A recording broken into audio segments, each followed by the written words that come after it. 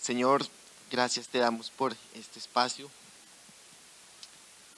Señor, con toda humildad, hoy venimos a darte gracias por habernos traído a este lugar. Y Señor, reconociendo que aquí el protagonista eres tú, Señor, venimos a aprender de ti, tenemos hambre de aprender de ti, Señor.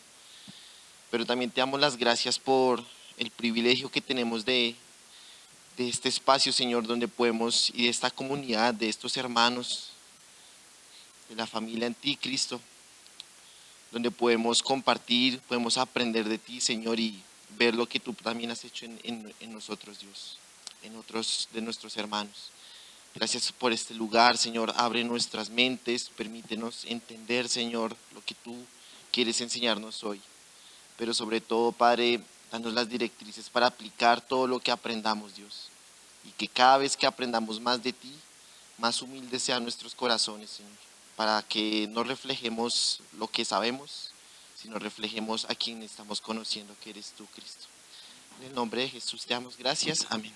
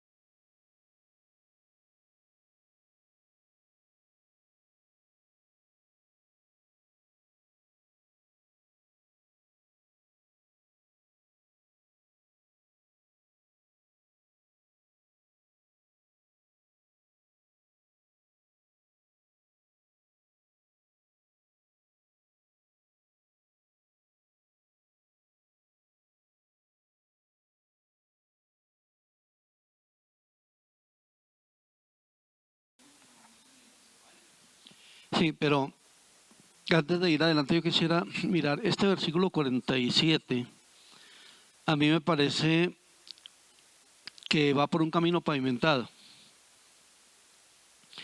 Y de pronto para y alguien le dice, oye, no sabe lo que te espera.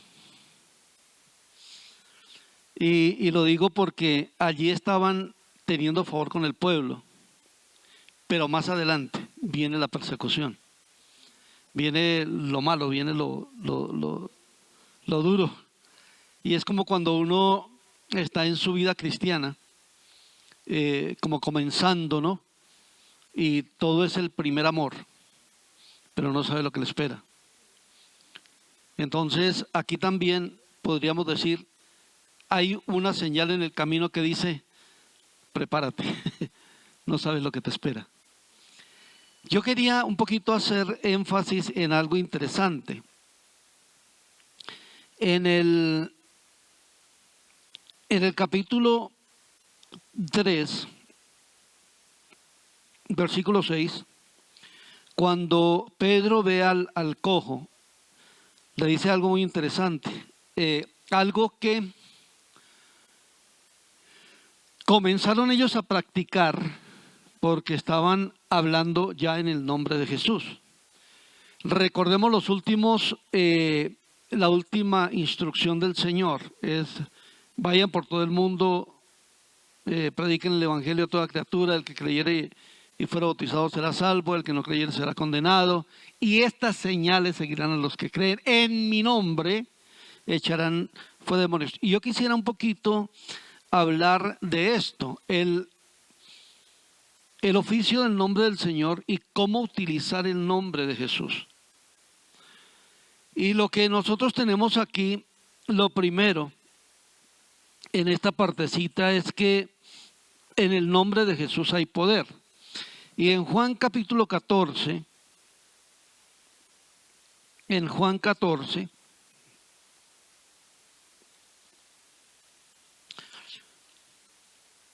versículo 13, ¿alguien lo puede leer, por favor? Juan 14, 13.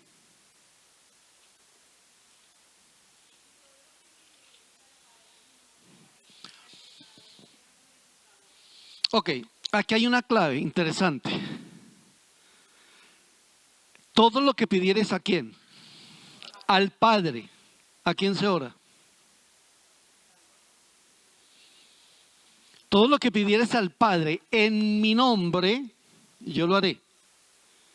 Por lo tanto, nuestras oraciones están dirigidas al Padre en el nombre de Jesús. ¿Sí? Ahora, ¿por qué el nombre de Jesús?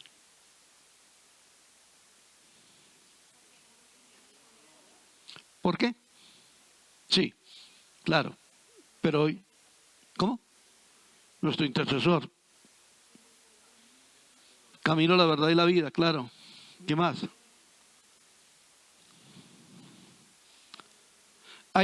No hay otro nombre bajo el cielo de los hombres que el nombre del Señor, y en ese nombre podemos ser salvos.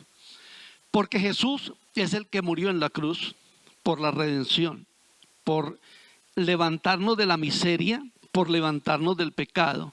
Él es el que hizo el sacrificio. Entonces, en el nombre de Jesús hay poder. Es un nombre sumamente poderoso.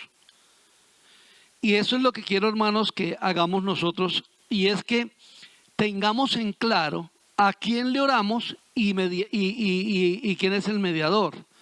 Sin olvidar quien ejecuta la obra es el Espíritu Santo.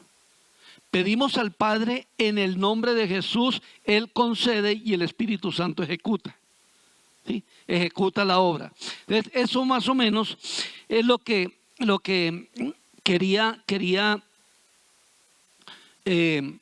pues aclarar un poquito en el uso del nombre del Señor. A veces oramos en tu nombre, pero ¿a quién? ¿Cómo así en tu nombre? ¿A Él en el mismo nombre de Él? No. Oremos al Padre en el nombre de Jesús para que el Espíritu Santo ejecute lo que le pedimos. ¿Sí? Entonces, ¿se acuerdan también? No es que el nombre de Jesús solamente tenga poder y haya un poder en el nombre en el Nuevo Testamento. ¿Se acuerdan cómo adquirió la victoria David sobre Goliat?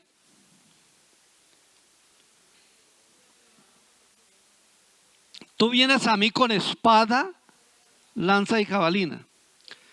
Cuando el gigante hace una declaración, dice: este peladito viene, no le alcanza la comida ni para medio león. Es tan chiquito, yo haré tu comida a las aves de los cielos y no sé qué. Él no invoca a nadie, el gigante no invoca a nadie. Pero cuando David dice: tú vienes a mí con espada y lanza y jabalina, mas yo vengo a ti en el nombre de Jehová de los ejércitos, a quien tú has provocado. Y entonces hace la declaración. Esa declaración en el nombre del Señor sí tiene mucho poder, muchísimo poder. Y ahí es cuando dice: yo daré tu carne a las aves de los cielos y a las bestias de la tierra, y todos conocerán que hay Dios en Israel y que Jehová es Dios en Israel. Entonces, usemos el nombre de esa manera adecuada. Ellos usaron el nombre de Jesús acá para levantar ese cojo que estaba ahí, cojo por mucho tiempo. Sí, sí, si me dejas, ahí me gusta mucho cuando hablamos de este tema de usar el nombre de Jesús, hacer una ilustración. Mm, Mi papá en su trayectoria de pastor ha construido una trayectoria, una influencia grande. Entonces, eso le ha permitido que se empiece a codear con entornos de difícil acceso, con personas reconocidas y demás.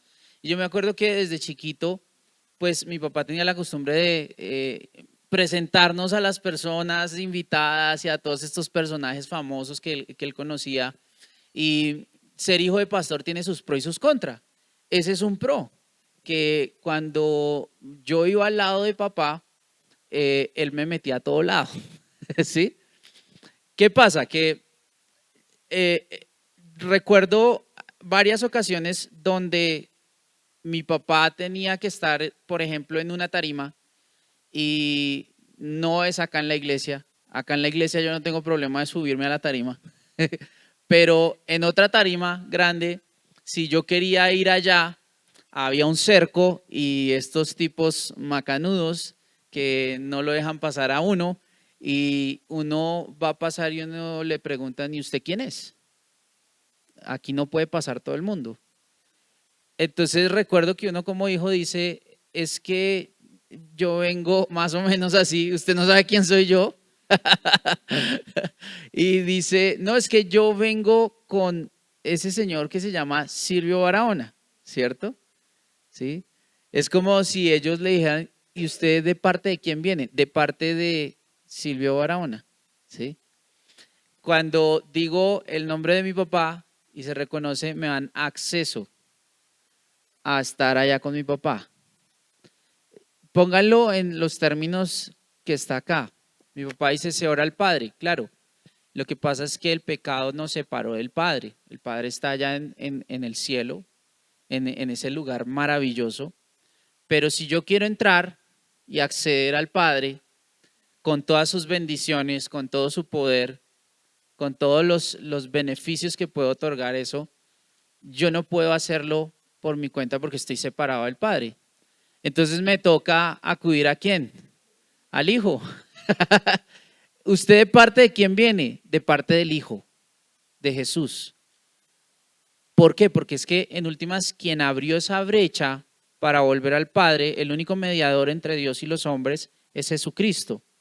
Por eso es que el nombre de Jesús es tan importante también, porque cuando yo digo el nombre de Jesús, uso el nombre de Jesús, estoy recordando que tengo acceso nuevamente a esa mediación. Cuando tengo esa mediación clara, no se abre completamente el poder de los cielos y el poder del Padre a favor de nosotros.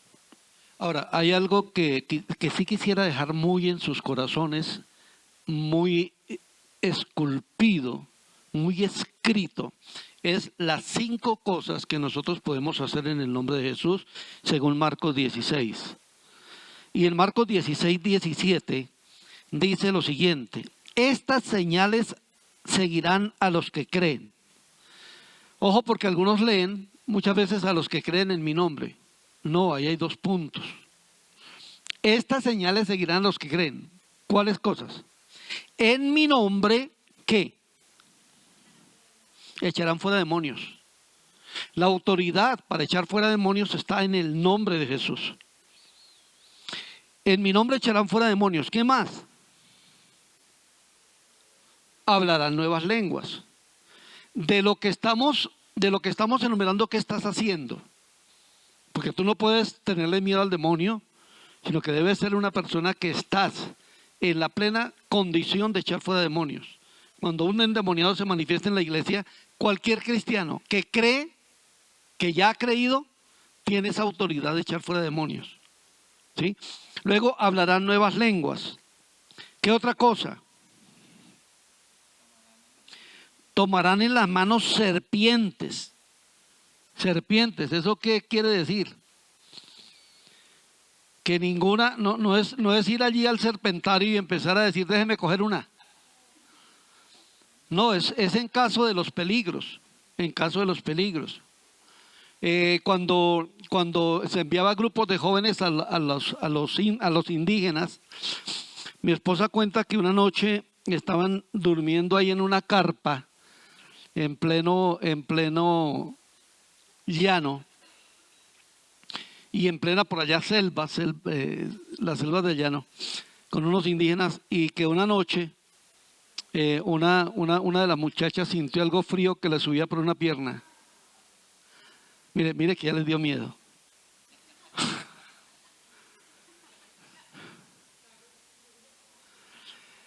¿Y ella qué hizo? Y cuentan que ella en ese momento dijo, es una serpiente. Y la tomó y dijo, en el nombre de Jesús, la cogió y la tiró así lejos. Y dice, yo la tiré lejos, después casi me privo, pero la tiré lejos. Y era una cuatro narices, una de las más venenosas que había, pero ella la tiró lejos. Eso se dio y ella lo pudo hacer en el nombre de Jesús. O si no, ahí se muere, seguro que se muere. Entonces, 5 cosas. En mi nombre echarán fuera demonios, hablarán nuevas lenguas, tomarán en las manos serpientes. Si bebieren cosa mortífera, no les hará daño. Y ahí hay un ejemplo hay un libro que se llama Por esta cruz te mataré. ¿Alguien lo leyó? La hermana Emilia. Es el testimonio de un antropólogo sueco que vino a Colombia a evangelizar. Y los indígenas trataron de matarlo varias veces. Él simplemente oraba por la comida y no había nada que le hiciera daño. En una ocasión dice que le dieron el veneno más letal y él estaba coma y los otros así con los ojos abiertos a qué horas él se caía. Unos granos de arroz cayeron de la mesa y unas gallinas los recogieron, inmediatamente se cayeron. Y él nunca murió. En muchas ocasiones trataron de matarlo y no pudieron. Porque él oraba por la comida y la santificaba en el nombre de Jesús. Y en esos casos, ¡wow! ¡Qué bendición!, ¿no? Ah, claro. Claro. Decía un hermano que una vez le dejaron que el agüero en Año Nuevo era una de las mayores brujerías, era dejar una gallina muerta en la puerta, porque durante el año eso les traía enfermedad, les traía una cantidad de cosas, y le dejaron una gallina muerta de brujería a un pastor y dijo, hice el mejor sancocho, oré por ella y me la comí, sabiendo, ¿sí? Y hay otra. Beberán cosa mortífera, no les hará daño. Sobre los enfermos pondrán sus manos y sanarán. Y sanarán. No hay duda. Entonces, estas 5 cosas que se hacen en el nombre del Señor, que nosotros podamos en realidad practicar estos versículos de Marcos 16 y no nos dé temor. Reta mucho a hoy que tanto se levantan hablando de que los milagros ya no se dan, de que el tema de las nuevas lenguas, ya cesó. Aquí está más que claro, a los que creen, no a los apóstoles de los primeros años, a los que creen. Entonces la pregunta es, ¿cuántos de ustedes aquí creen? ¿Pero en serio? Entonces nuevamente los reto con la pregunta que hago bastante. ¿Cuántos enfermos usted ha podido orar por ellos y han sido sanados últimamente? Ahí está el reto. Entonces, si yo creo, debe haber evidencia de que yo creo.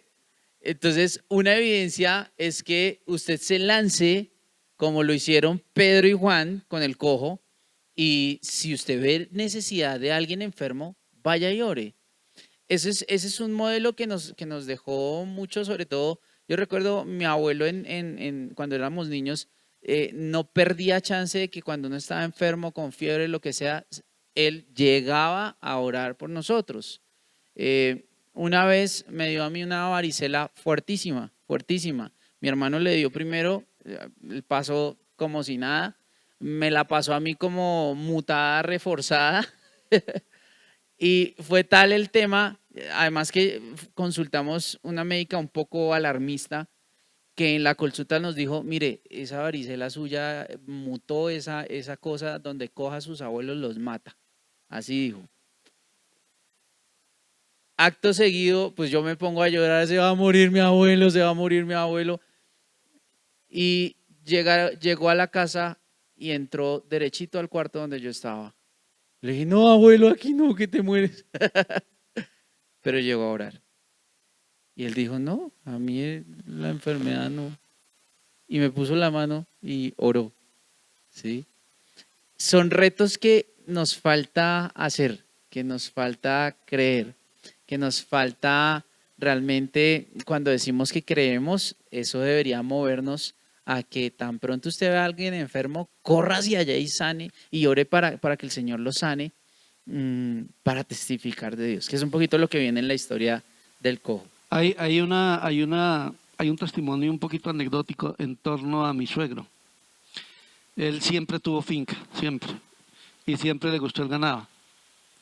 Y resulta que él compró un toro francés de mucha plata. Un toro. Un toro francés, De es una raza.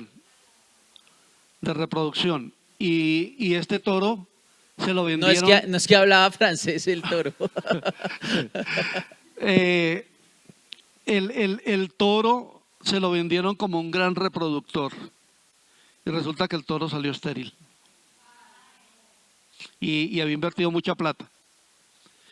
Y algún día se va al potrero y empieza a orar por ese toro a grito entero.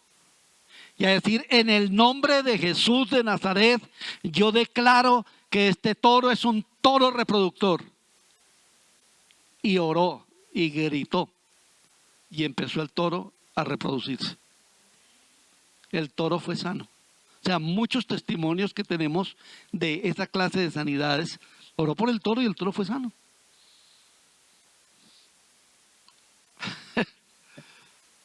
El toro salió francés y ya lo volvieron colombiano. Verso 11, Hechos 3. Recordemos la historia, ¿no? Recordemos la historia. Viene ese discurso de Pedro, se convierten, nos describe la vida de los primeros discípulos. Entonces aquí la historia que introduce del cojo, ya habíamos mencionado, lo que va a hacer es la evidencia de esas señales que siguieron, esas cosas que empezaron a suceder, que son siguiendo el hilo de esa vida de los primeros discípulos. Y esta historia es sencilla, dice que... me fui muy allá, me fui a Hechos 11. Hechos 3 dice que Pedro y Juan subieron al templo en la hora novena, la de la oración, trajeron un hombre cojo de nacimiento, allí lo dejaban, lo ponían cada día a la puerta del templo, esa puerta se llamaba La Hermosa, y ahí pedía limosna a los que entraban en el templo.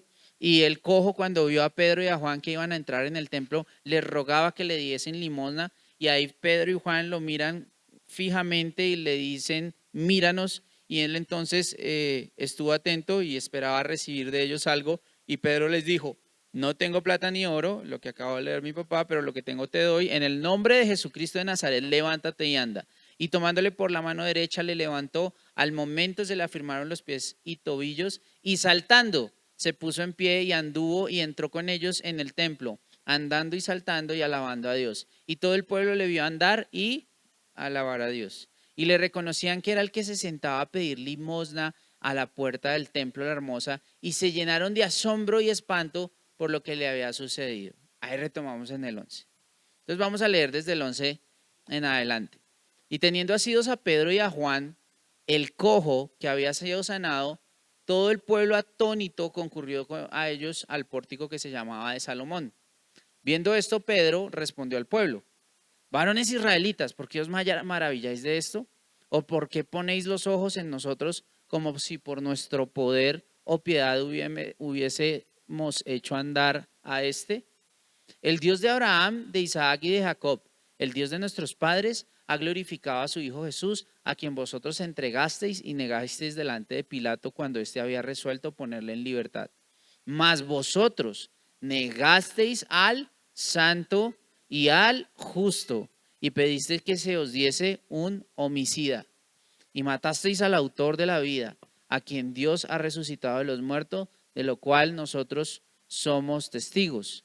Y por la fe en su nombre a este que vosotros veis y conocéis, le ha confirmado su nombre, y la fe que es por él ha dado a este esta completa sanidad en presencia de todos vosotros. Vamos a dejar hasta ahí. Vamos a dejar hasta ahí. Entonces vamos desde el 11. Se sana el cojo. Todo el mundo sabía quién era el cojo. ¿Por qué? Porque era habitual de esa puerta. Era uno de, como cuando uno va al centro y uno sabe los personajes que hay del centro que son famosos porque habitan allí, porque saben dónde está en esta hora. Él siempre estaba a la misma hora, él siempre lo traía en los mismos piscos. Ya era un personaje famoso. Y ya todos sabían cuál era su condición, todos sabían que era cojo. Y ven que este empieza a caminar y dicen, no, nosotros sabíamos que era cojo. Él se agarra de Pedro y Juan. Yo no sé si porque como son los primeros pasos que da, como que todavía era inexperto en caminar o qué, o si de pronto era, sí, de hecho ahí decía que saltaba y alababa a Dios, pero estaba asido es como cogido así. Yo me imagino también que puede ser como un tema de emoción, de como decirle, ay no, yo me quiero quedar con ustedes, yo quiero estar acá con ustedes. Mejor dicho, estaba con Pedro y Juan como no los suelto, estaba con ellos. Y entonces claramente eso atrae masas, atrae multitudes, atrae curiosos. Y aquí digo esas palabras porque empecemos a diferenciar cosas y empecemos a ser conscientes de cosas. Hasta ahora lo que ellos los atrajo es un milagro, es algo sobrenatural. Cuando sucede algo sobrenatural, se despierta a veces, y voy a usar esta palabra, el morbo, ¿sí? Se despierta la curiosidad de la gente y son atraídos. Pero entonces mire la respuesta de Pedro. Pedro tenía claro algo que deberíamos tener claro nosotros hoy en día. El milagro atrae curiosos. Las señales, lo sobrenatural, atrae personas tal vez curiosas, pero eso no hace que sean salvos.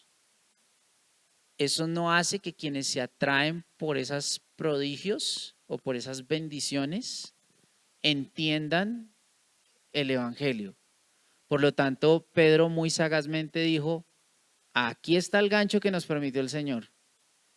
Esto lo voy a usar para predicar.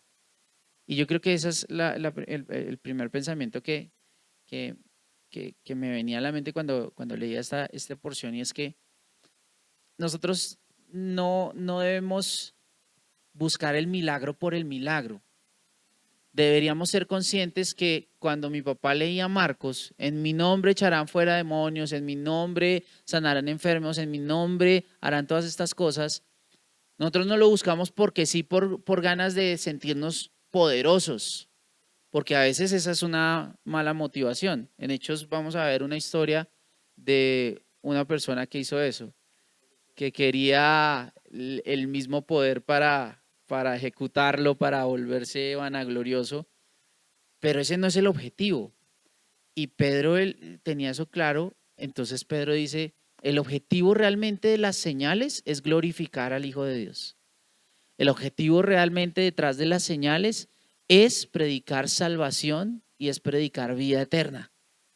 Y ahí empieza Pedro con otro discurso. No sé si ahí quieres comentar algo. Que hiciera, digamos, Jesús o el Señor hizo el milagro en quien debía. Un conocido por su estado de pobreza, de enfermedad. Un famoso, pero un famoso por lo que no era. Pero este se vuelve famoso por una obra sobrenatural de Dios. Hablando de personajes aquí en el siglo pasado se hablaba de la loca Margarita, que existió en Bogotá, ¿o no? Que existió Goyeneche, que Goyeneche era un personaje ahí que hacía unas promesas increíbles, ponerle marquesina a Bogotá, canalizar el río Magdalena. Todo eso eran unas cosas, pero en estos personajes así el Señor se glorifica. Este cojo sin esperanza en la vida, ¿cuántos años pidiendo limosna? Y en un momento se encuentra con lo mejor de la vida. No es que le pongan allí, no le ponen allí un maletín con billetes, que eso no lo haría nada. Aquí ve el poder de Dios y ve la sanidad.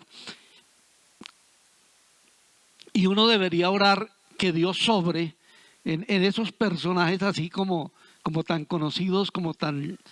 Bueno, Dios obra en todo el mundo, pero que Dios traiga un avivamiento a través de un milagro muy, muy sobrenatural, muy en el poder del Señor. Sí hay algunas pistas. Cuando ellos le dicen, míranos, se ve que el hombre tiene atención. Primera cosa, pudo haberlos ignorado. Empieza con una conexión, míranos, pero también le dicen en el nombre de Jesús, levántate y anda. Es curioso que esa instrucción, porque le estaba retando al cojo, porque el cojo podría decir, ay, no sea bobito, no me ve. Eso es lo que me gusta de la herramienta de tratar de imaginarse la historia. Cuando le dicen y pónganlo hoy en día en el contexto, salga a la calle y que algún tipo se le acerque a una persona, coja y le diga, levántese. Pues, ¿qué le va a decir? Le manda su madrazo y vaya a molestar a otros, ¿sí o no? Entonces, en la orden levántate y anda, hay una propuesta de respuesta de fe, ¿sí? Lo curioso es que igual ellos le toman y le ayudan, pero él se ve la respuesta de fe en decir, listo, me voy a levantar, ayúdeme, me voy a levantar. Si hay algo de respuesta de fe. El 8 dice, bueno, cuando le dan, lo toman por la mano derecha, se levanta. Dice que al momento se obra el milagro, se le afirman los pies y tobillos y él saltando se pone en pie y anda. Es diferente como que, por eso es lo lindo de la Biblia, como cada milagro es diferente, ¿no? En precisamente ahí hay que ver esas pistas no tan claras, pero están allí, porque bien pudieron haberle dicho, sé sano, en vez de levántate y anda. Y sé sano y que se le afirme ¿y qué? Ahí sí, ¿cuál es la respuesta de fe? Pero aquí fue, dele una instrucción, párese. Eso demanda fe. Yo iba a decir algo y se me fue. Ya, lo que iba a decir es que alcanzó a tomar impulso. Lo que iba a decir es que oremos por milagros con propósito, ¿sí? Que todo milagro del Señor tenga un propósito.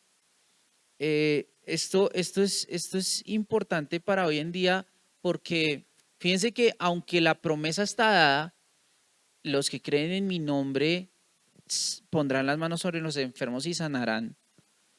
Dios elige propósitos para hacer milagros. Dios elige personas especiales para hacer milagros. Y ojo con esto, Dios también elige personas para no hacer milagros, para no pasar nada.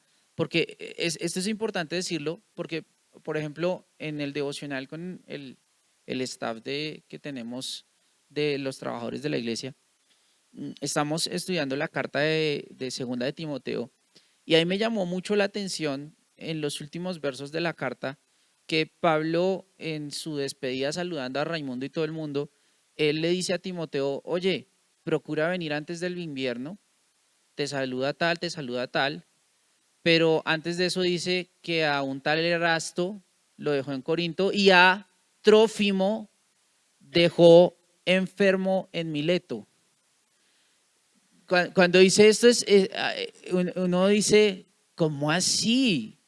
El Pablo que hacía milagros, el Pablo que lo mordió una víbora y no le pasó nada, ese mismo Pablo donde estaban esas señales clarísimas, tiene un acompañante que lo dejó enfermo porque no se lo pudo llevar más, lo dejó en otra ciudad.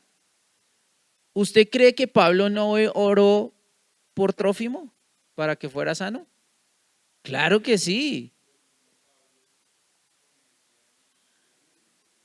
El mismo Pablo, sí, no especifica el texto de Corintios que es el aguijón en la carne. Algunos dicen que pudo ser una enfermedad, pero él dice, le rogué 1, 2, 3 veces al Señor que la quitara y no, ahí me la dejó, ¿sí? No quiere decir que Dios no pueda hacer el milagro. No quiere decir que Pablo no tuviera fe o que Trófimo no tuvieran fe, pero muchas veces la soberanía de Dios actúa en que dice, yo puedo decidir si uso la enfermedad o uso la sanidad. Ambas las puede usar Dios. Dios puede usar la sanidad para testificar de que Él tiene poder, pero Dios puede usar la enfermedad para testificar que Él también tiene otro tipo de poder, el poder de mantenernos a pesar de la enfermedad. Eso es muy importante. Dios puede usar la enfermedad incluso como para afinarnos, para probarnos, para muchas cosas. El tema es, ¿cuál es el instrumento de Dios hoy para trabajar en mi vida o en la vida de los que están alrededor de mío? No siempre es un milagro, a veces puede ser un milagro.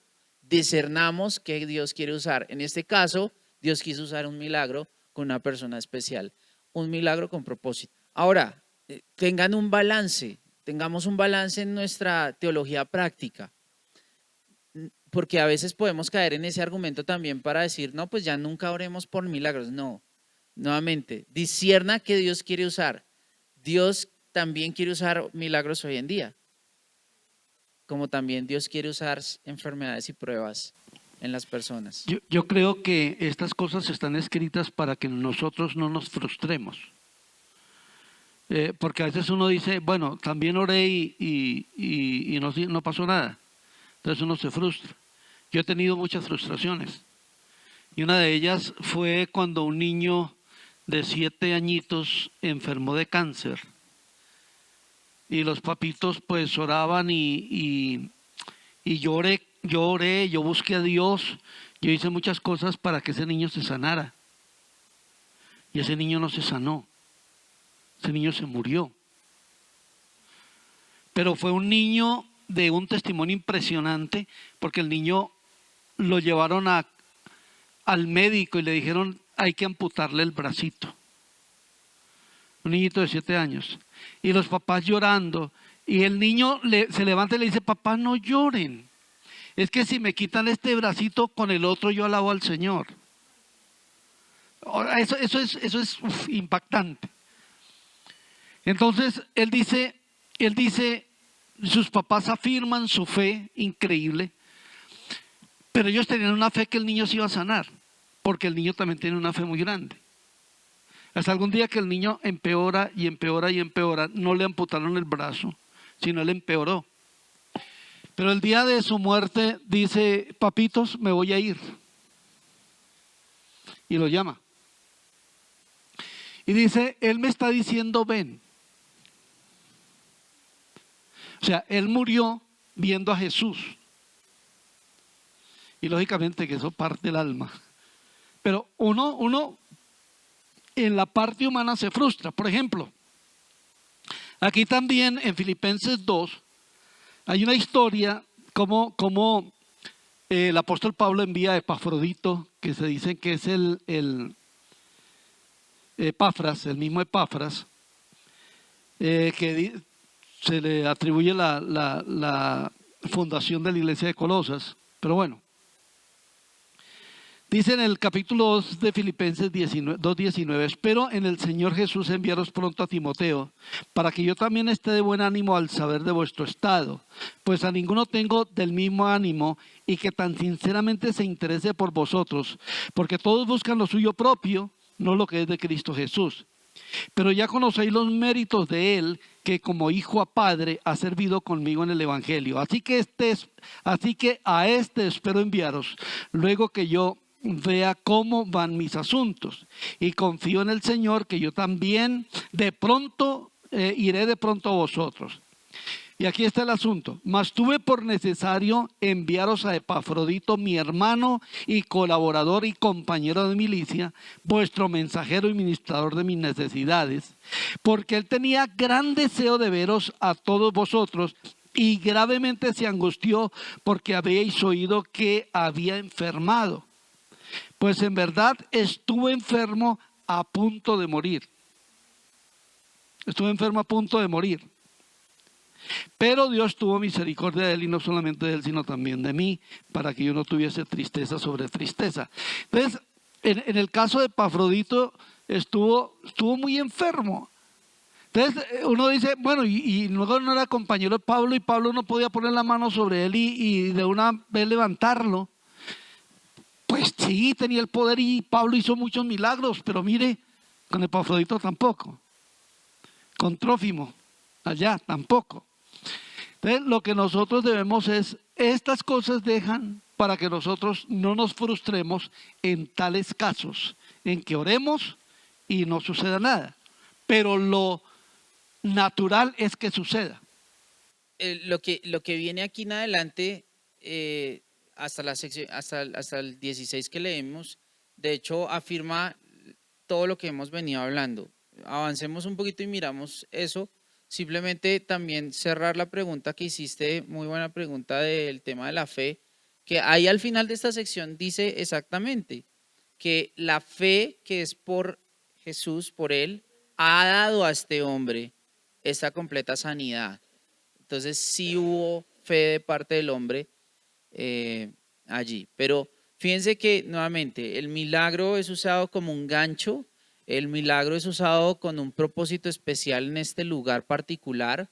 Atrajo a mucha multitud que estaba allí en el templo en una hora precisa, en la hora de la oración, ¿se acuerdan? La hora de la oración. Por lo tanto, era una hora concurrida de personas que querían tener algo de conexión espiritual con Dios, ¿sí? Que tal vez estaban desconectados porque seguían sin aceptar a Jesús como Salvador, pero en últimas la pregunta que lanza Pedro es filuda, porque cuando todos empiezan a, oiga, ¿qué pasó acá? Y empieza el chismerío, y empieza la rume de gente, y empiezan todos ahí como a amontonarse. Entonces Pedro se para y les dice: varones israelitas. No sé si se acuerdan el primer discurso como hablaba, los términos a quién se dirigía y todo. Aquí empieza: varones israelitas. Entonces, a los judíos, al pueblo de Israel. ¿Por qué se asustan? ¿Por qué se maravillan de esto? ¿Sí? Primera pregunta: ¿por qué se maravillan? ¿Por qué se maravillan? Segunda pregunta que les hace: ¿por qué ponen los ojos en nosotros como si por nuestro poder o piedad hubiésemos hecho andar a este? Está preparando algo con dos preguntas. Al final lo que va a preparar es que en el 13 va a lanzarles de una el caso. El Dios de Abraham, Isaac y Jacob. ¿Por qué les dice eso? Entonces, ¿a quién se dirigió primero? Varones israelitas. Atentos. El Dios de Abraham, Isaac, o sea, el Dios de ustedes. Está hablando a los judíos. El Dios de su padre Abraham, de su padre Isaac, ustedes conocen a ese Dios porque no es el Dios de los romanos, no es el Dios de los gentiles, no es el Dios de ninguna cosmovisión pagana, es el Dios que ustedes conocen en las Escrituras. ese mismo Dios, el Dios de nuestros padres, ahí se incluye él y les dice, oiga, es que yo también soy como ustedes. Ese mismo Dios ha glorificado, y aquí viene, o sea, lanza su idea de una, ha glorificado a su Hijo Jesús. Ahí ya botó una bomba. Botó una bomba. Esas dos preguntas preparaban, les lanza un tema para identificarse con un Dios, pero les lanza la bomba, ha glorificado a Jesús, su Hijo. Entonces miren lo interesante de estas dos preguntas y este postulado. Primero, los que estaban allí conocieron a Jesús. A Jesús lo habían matado hace nada, ¿sí? Estamos despuesito de Pentecostés.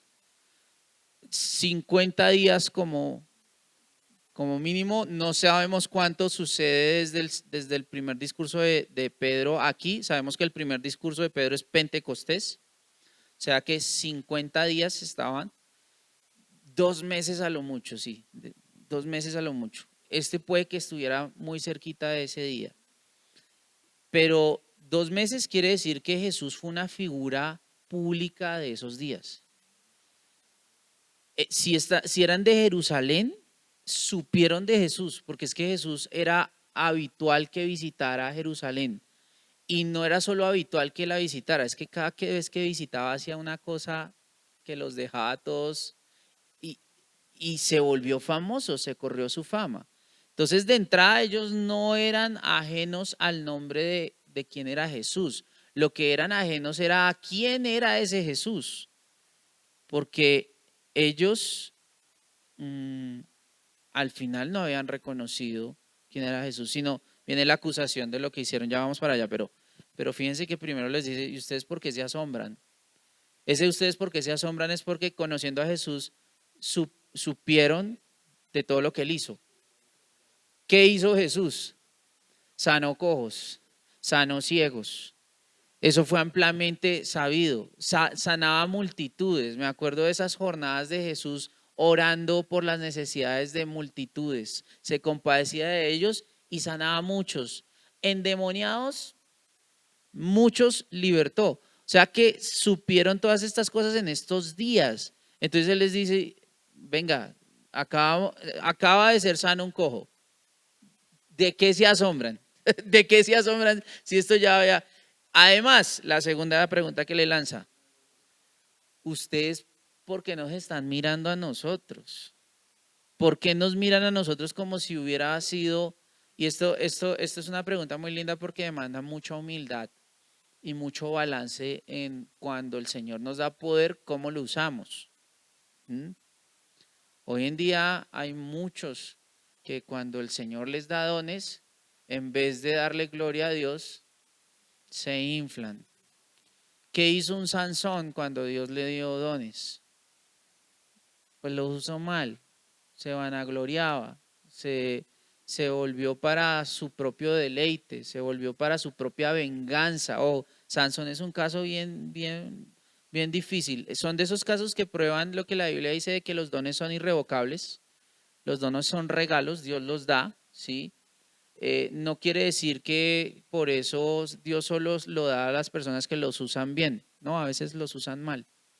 Hay personas que van a hacer sanidades y milagros, pero no quiere decir que porque usen estas maravillas y señales sean personas correctas. De hecho, hay advertencias múltiples de los últimos tiempos de que habrán personas que hagan señales, el mismo anticristo hará señales, hará milagros, haciéndose ver como obra de Dios, pero no es de Dios, ¿sí? Entonces, aquí cuando ellos muestran eso, les dice, no, primero, ¿por qué se maravillan y por qué nos miran a nosotros? Si ustedes mismos saben quién es el que en estos días había estado haciendo estos milagros, ustedes mismos lo conocen. ¿Es quién? Jesús, pero no cualquier Jesús, porque ahí viene la diferencia. Él les dice, miren, israelitas, su Dios glorificó al Hijo de Dios. Boom. ¿Se acuerdan el salmo que usó en el primer discurso Pedro? En el que David está profetizando misterios.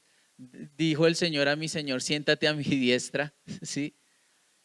Porque aquí entender la Trinidad, ya el concepto teológico, el Hijo, su Hijo Jesús, el Hijo de Dios, estaba poniendo a Jesús como hijo, pero también más adelante lo va a identificar con Dios mismo, porque lo va a llamar el Santo y el Justo.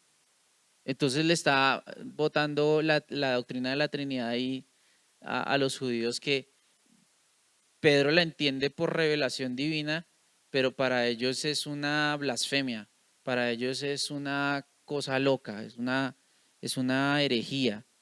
Y él les dice, esto lo hizo para glorificar a su Hijo Jesús. No es para que ustedes se asombren, es para que ustedes crean.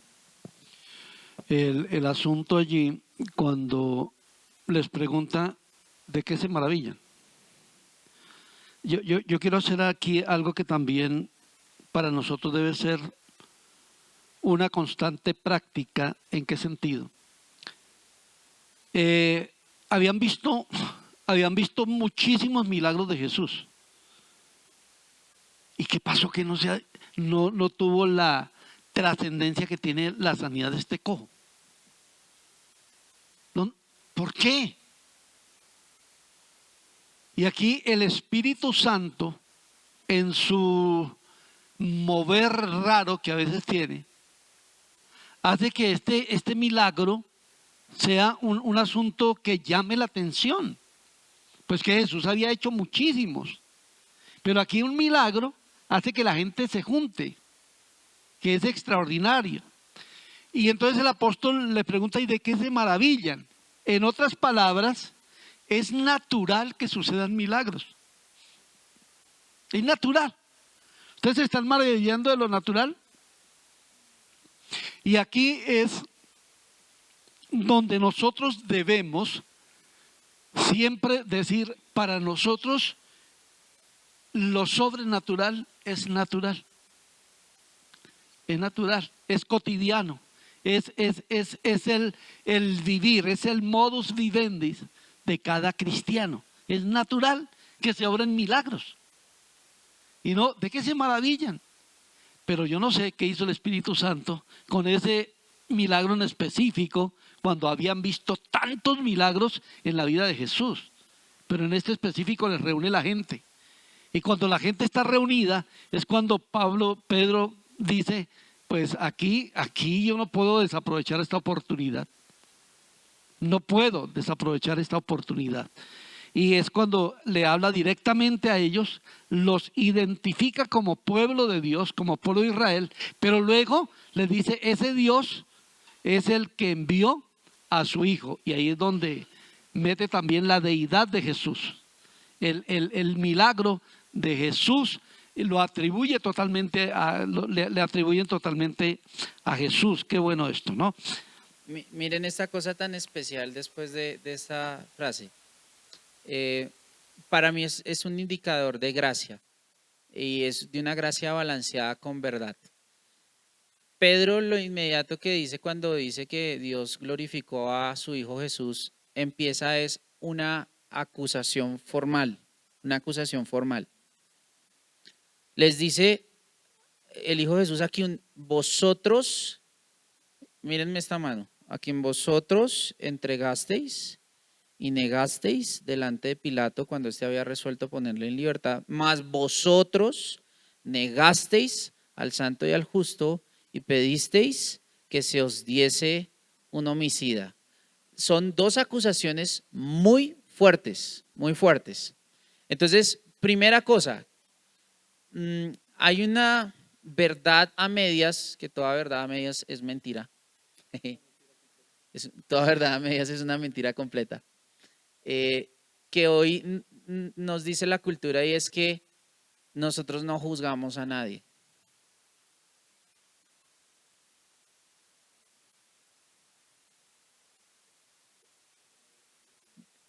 Jesús dice, no juzguen para no ser juzgados. con la misma vara que midan serán medidos. Es una advertencia según el juicio que ejerzamos. Hay un condicionante, según el juicio que ejerzamos, ¿sí? No es una prohibición absoluta sin condición. ¿Por qué? Porque de todas maneras aquí está elaborando una acusación formal, un juicio formal, pero que viene de parte de Dios y que él está considerándose a sí mismo. Les voy a mostrar por qué. Siempre dicen que cuando uno acusa con este dedo, hay otros 3 que lo están acusando. El tema es si Pedro era consciente de eso. ¿Y por qué me llama la atención estas 2 acusaciones? Y que sea Pedro el que las hace, porque 2 veces les está diciendo a ellos, ustedes negaron a Jesús, pero él lo negó 3 veces. Tremendo, ¿no? Pero ¿por qué podía hacer esa acusación formal? Le hubieran podido decir, hipócrita, usted lo negó 3 veces. Porque él ya estaba en una posición diferente. Él ya había sido perdonado. Él ya había sido justificado. Él ya había sido redimido. Así que cuando acusa con él todavía recuerda que él mismo falló, pero porque falló y se arrepintió, tiene autoridad para hacer esa acusación, no para generar, y esta es la diferencia, no para generar vergüenza, no para generar culpa en el sentido de la vergüenza y la culpa que causan muerte, sino para generar convicción de arrepentimiento, convicción de decirles, yo ya pasé por ahí, yo ya negué a Jesús, pero me arrepentí y me convertí. Porque yo hice eso, es que hoy les digo, ustedes están haciendo lo mismo perdón, me voy a adelantar, tengo que saltarme a la frasecita del 17 porque ahí dice, más ahora hermanos. Porque es importante ese enlace, porque pasó de decirle, varones israelitas, ustedes lo negaron, ustedes esto, pudo haberles dicho es como frase siguiente, más ahora ustedes desgraciados, más ahora ustedes desdichados, pero les dijo fue, más ahora ustedes hermanos, con una filialidad que les dice precisamente, oiga, con amor filial, porque les dice, estamos emparentados en esto. Estamos en la misma situación, ustedes lo negaron, yo lo negué, pero Jesús me perdonó. Yo quisiera resaltar un poquito es la osadía con la que Pedro está predicando. O sea, que se atreva a una multitud tan grande, porque creo que allí habían más de 10,000 personas, que se atreva a decirle, ustedes son unos asesinos y son asesinos de Jesús. Yo creo que, no sé si el hombre estaba esperando la primera piedra, porque esos eran tremendos.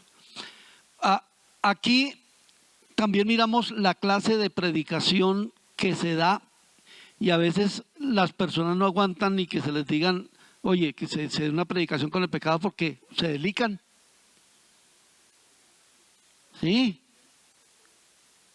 Y pobrecitos, si no predique ahí. Si nosotros vamos a la predicación de Juan el Bautista, ¿qué le decía a los israelitas? Generación de víboras. Uy, padre, eso está duro. Generación de víboras. Y si vamos a la predicación de Jesús con los escribas y fariseos hipócritas, sepulcros blanqueados. Jehová de los ejércitos. Y aquí les está diciendo, ustedes son unos asesinos, ustedes mataron al Señor Jesús. Pero es que, hermanos, de verdad, hay que decir la verdad en todo lugar. En todo lugar, porque si no hay personas que, uy, Dios mío, eso no. Yo estuve estaba invitado a una iglesia en Estados Unidos, en Minnesota, y era una iglesia hispana, tenía su parte inglesa y su parte hispana. Primero el culto en inglés, luego el culto en español. Y me dijeron, predíquele a los del español. Pero antes viene la advertencia.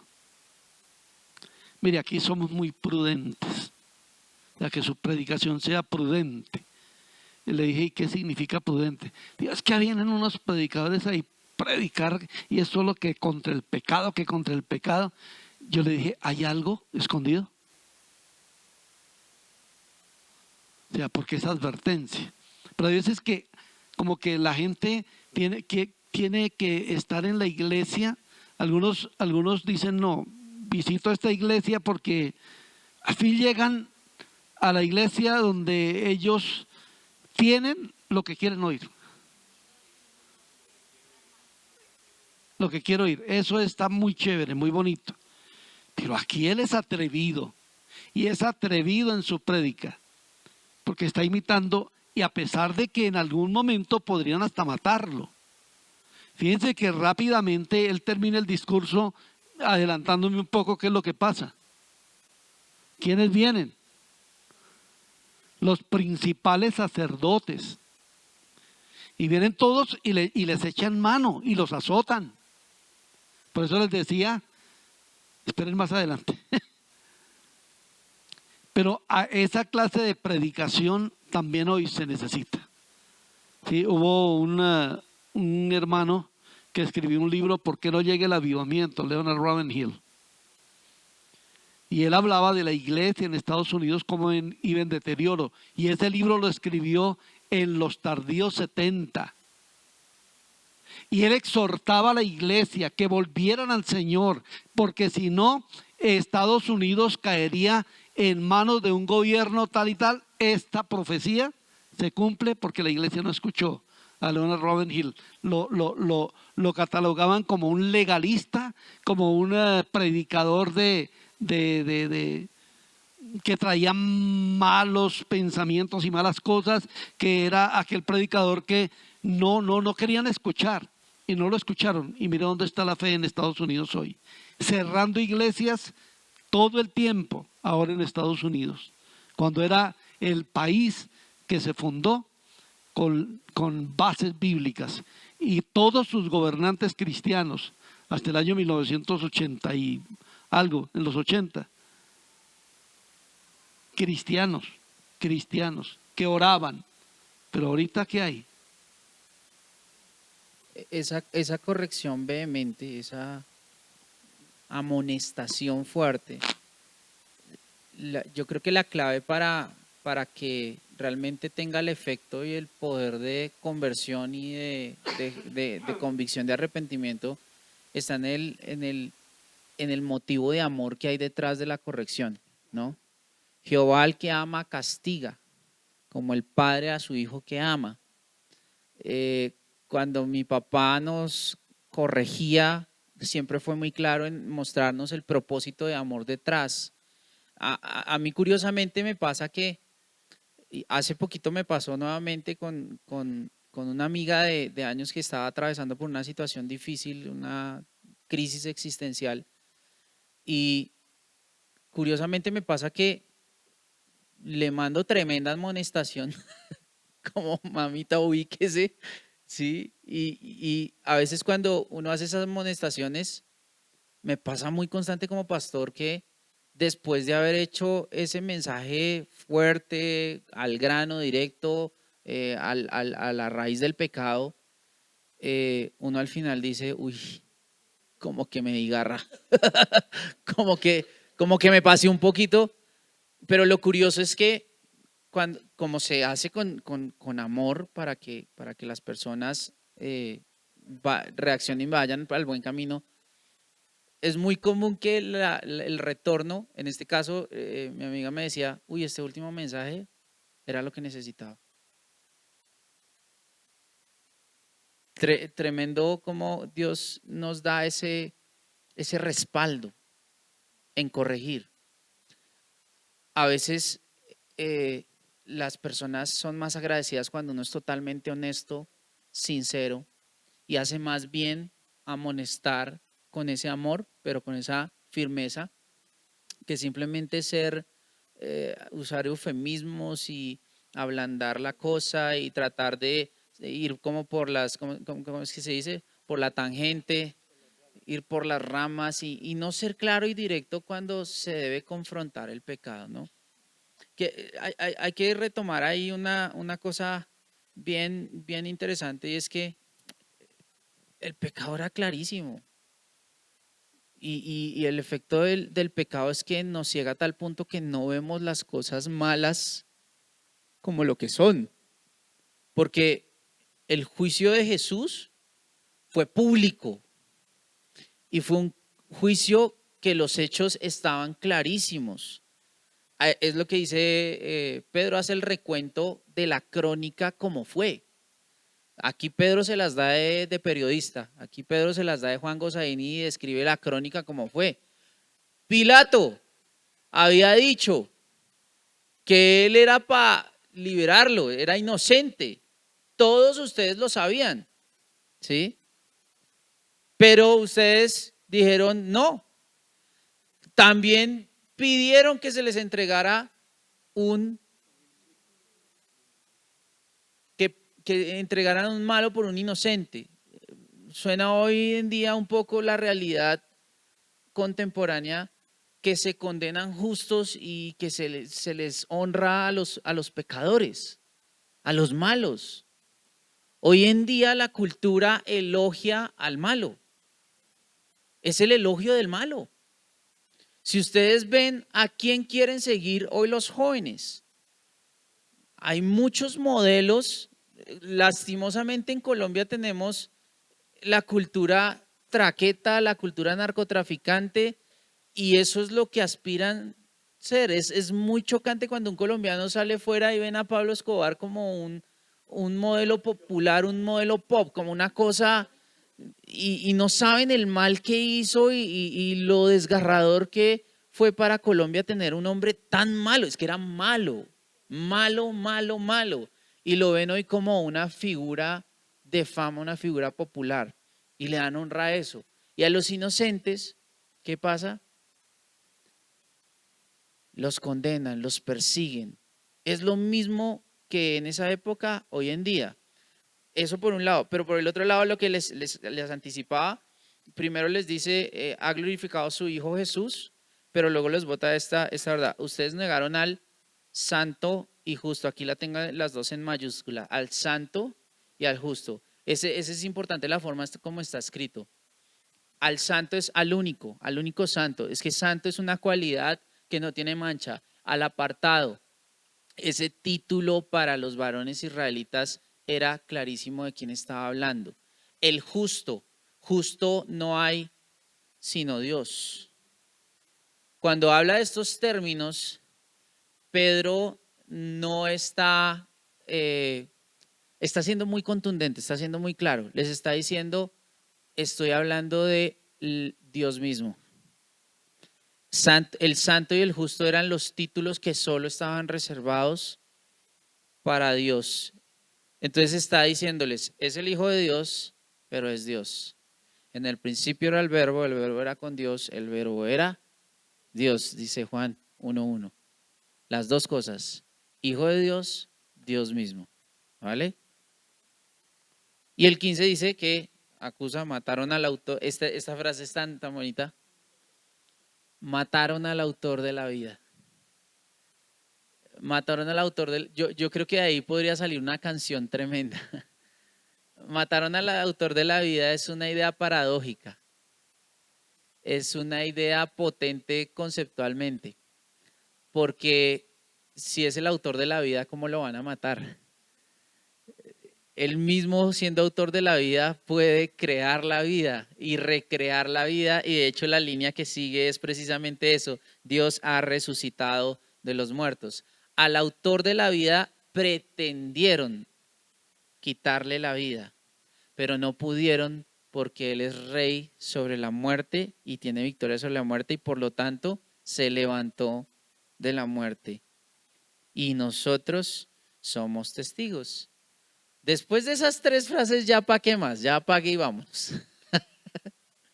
Y viene por el fin ya la justificación de qué es lo que está pasando. Entonces simplemente les dice, vea, esto fue lo que pasó. Por la fe en el nombre de este es que ustedes ven que este es sano. ¿Este quién es? El cojo. Sí, el asunto de primero ser claros con el mensaje del Evangelio, todo su contenido, ser claros. Y creo que allí estaba el apóstol Pedro mostrando el Evangelio claro. Jesús, el Hijo de Dios, el Salvador, el autor de la vida, muerto pero resucitado. Ahí está 1 Corintios 15, condensado en este versículo. Interesante que ellos digan, mire, ustedes no nos pueden quitar la realidad de la fe porque nosotros fuimos testigos de su resurrección. Eso es muy, muy diciente, ¿no? Nosotros fuimos testigos de su resurrección. Y los incluye a ellos. Y entonces es increíble cómo él es contundente en su mensaje con esto, Perdón, muchachos. es que me picó la lengua mi papá. Pero ese nosotros, en ese discurso incluye a los israelitas, pero hoy en día incluye a toda la humanidad. Toda la humanidad es testigo de la resurrección de Jesús, por lo que ya hemos visto de que las pruebas históricas de la resurrección de Jesús son abundantes. Lo que pasa es que el mundo las ignora. Pero el hecho de que Jesús murió y resucitó está más que comprobado por la historia misma y no de la historia, los historiadores cristianos. De todos los historiadores es clarísimo. De hecho, en el mundo académico, historiador que niegue la existencia, la vida de Jesús aquí en la tierra, ya la comunidad académica le dice, usted no tiene ni idea de lo que está hablando porque hay consenso en que Jesús, hay pruebas irrefutables históricas de que es un personaje real. Y la resurrección, porque ahí la humanidad tiene evidencia que ya dijo, Jesús ha resucitado. Entonces esa es la base de nuestra fe, ¿no? La muerte, sepultura, pero la resurrección de Cristo. Y eso es lo que dice 1 Corintios 15, que es la base de nuestra fe. Porque si Cristo solamente murió, grave. El triunfo realmente de Dios a través de su Hijo fue que Él resucitó. Y ahí habla de que nosotros somos testigos. Y es cuando personas debaten la fe y el ateísmo y todas estas cosas, y uno podría decirle, mire, ustedes pueden decir todo lo que sea. Ustedes pueden hablar de todo su discurso, pero ustedes no me pueden quitar lo que yo siento aquí en mi vida de Dios. Esa es la mayor evidencia de la existencia de Dios. Lo que yo siento aquí en mi vida. Hablen, digan, pero ustedes no me pueden quitar lo que yo tengo aquí. Y lo que yo tengo aquí en mi vida testifica de un Dios de poder, de un Dios de grandeza, de un Dios que cambia vidas, de un Dios que transforma. Y el testimonio en muchas personas, el testimonio transformador de Jesús en las vidas es increíble. Y esto es emocionante que hable de esas tres cosas. Lo mataron, era el autor de la vida, pero Dios lo resucitó y nosotros somos testigos. Aleluya. Qué bonito, ¿no? Así es emocionante lo que está diciendo el apóstol Pedro.